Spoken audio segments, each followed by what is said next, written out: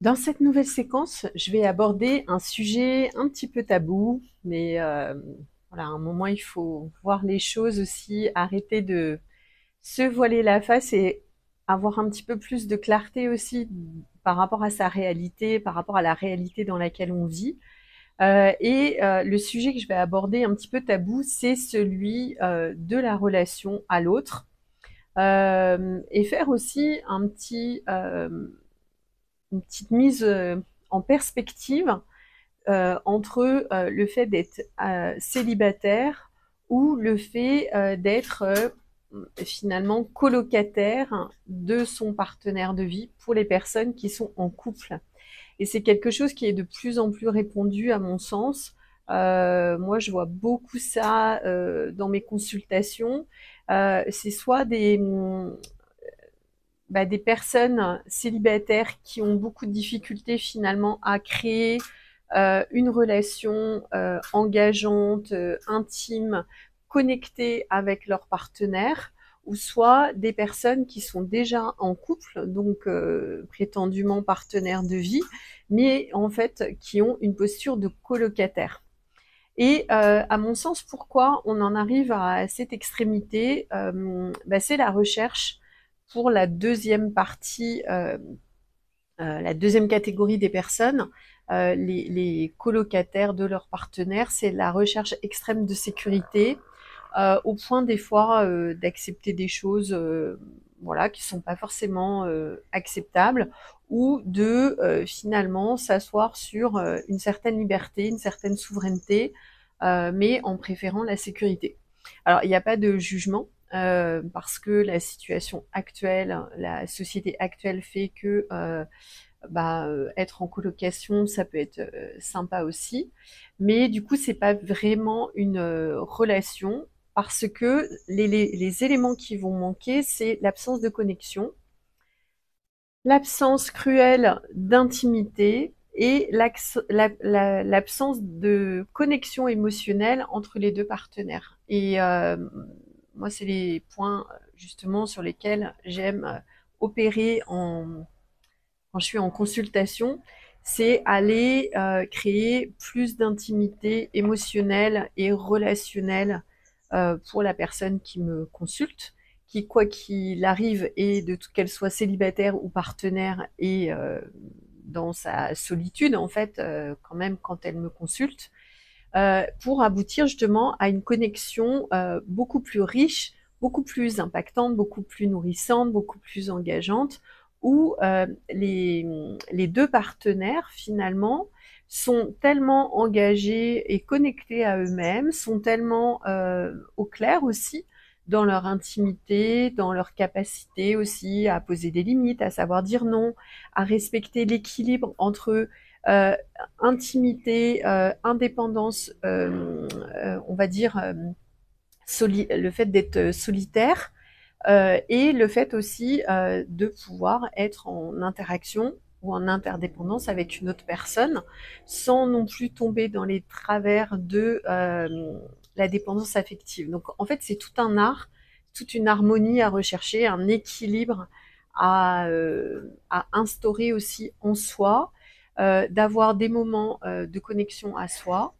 Et je vois des personnes qui sont en couple, qui ne sont jamais seules, qui n'ont pas d'activité seules, qui n'ont pas des fois même de jardin secret, ou à l'extrême, qui sont tellement seules que finalement elles sont célibataires en relation ou célibataires en couple, partenaires colocataires, sans être véritablement engagées dans une relation avec ce que ça implique de complicité,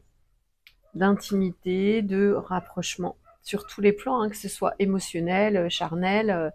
voilà, même corporel ou intime. Voilà.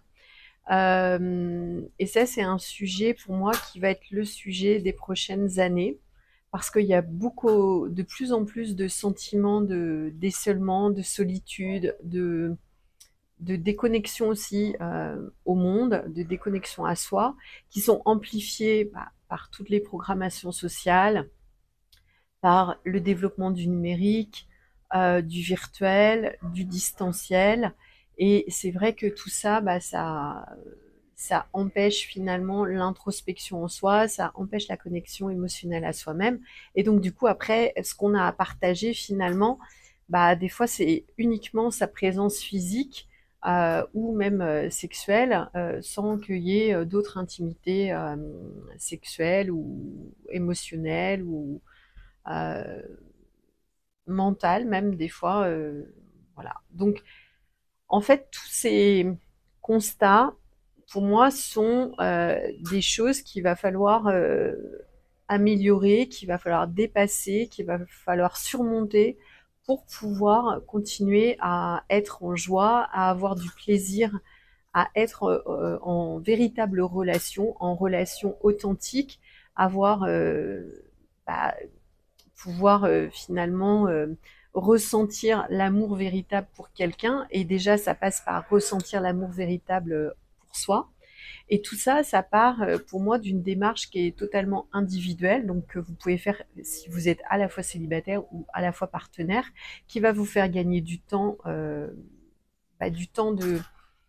pour apprendre à être en mieux-être, en bien-être avec vous-même, et pour pouvoir aussi instiller ça ensuite dans le couple, dans le partenariat. Euh, voilà, sans que ça soit juste une proximité physique, sociale, voire même maritale, mais que finalement, quand on regarde sous le tapis, il n'y a aucune connexion, aucune intimité charnelle, émotionnelle, relationnelle. Voilà. Donc c'est pour moi tous les nouveaux paradigmes à réinventer, à construire, et sur lesquels en fait il y a énormément de choses à découvrir en soi et pour soi et pour la relation à l'autre. Voilà, donc bien sûr ça s'opère à partir du choix d'entrer dans une démarche d'introspection, de connaissance de soi, d'éveil,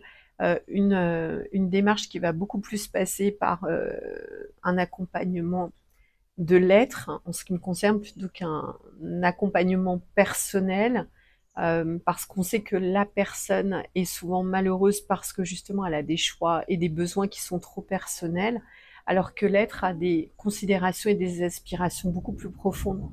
au bonheur qui sont beaucoup plus facilement satisfaites quand on met l'ego en arrière-plan, quand on met la personnalité en arrière-plan.